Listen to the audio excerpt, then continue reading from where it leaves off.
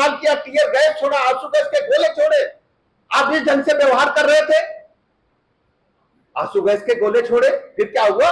भयंकर लाठीचार्ज हुआ है। हमारे सैकड़ों छात्रों के हाथ पैरों में, पीठ पर आज भी लाठियों के निशान है। राहुल गांधी जी, क्या आपको छात्रों की इस दुर्दशा को देखकर जरा भी शर्म नहीं आई? आप एक तरफ जंतर मंतर की तो बात करते हैं, लेकिन झारखंड में जहां आपकी सरकार है, आप गठबंधन सरकार में शामिल हैं, एक बार आपके मुंह से नहीं निकला कि सरकार को इस्तीफा दे देना चाहिए छात्रों के समर्थन में?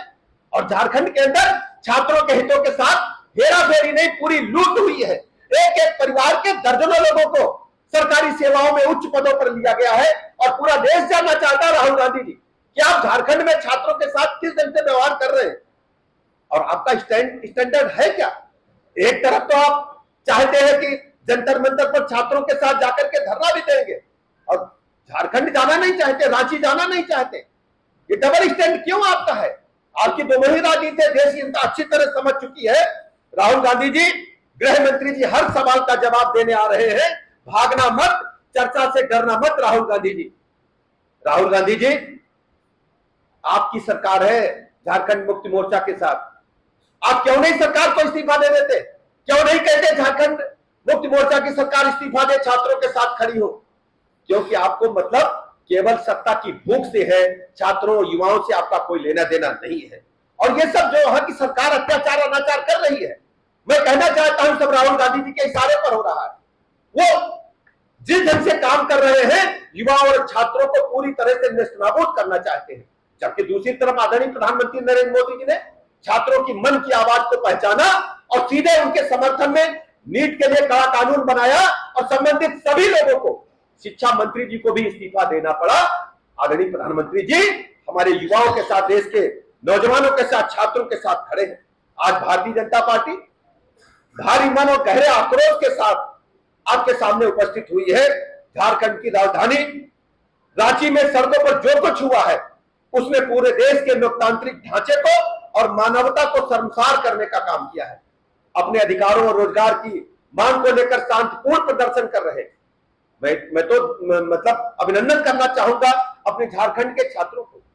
उन्होंने दिखाया कि जंतर मंतर पर जो छात्र प्रदर्शन कर रहे थे और झारखंड में जो प्रदर्शन था, दोनों में जमीन आसमान का अंतर था।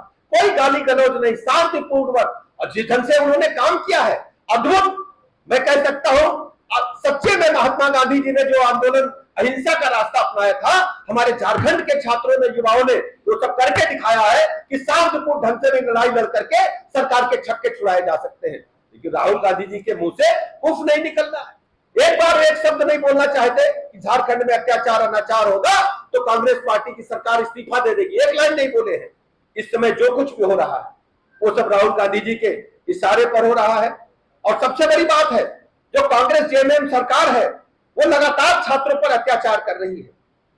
आज जिस ढंग से हमने टेलीविजन फुटेज पर आप सबने भी देखा होगा, उनके रास्ते में कटीले तार लगाए गए, बाढ़ लगाई गई, जैसे आतंकवादी हो उन पर आंसू गैस के गोले छोड़े गए, दौड़ा दौड़ कर बरबर लाठीचार्ज हुआ, वाटर कैनन से बेरहमी से उनके ऊपर पानी की धार छोड़ी गई, कई स्टूडेंट्स उसमें घायल भी हुए हैं।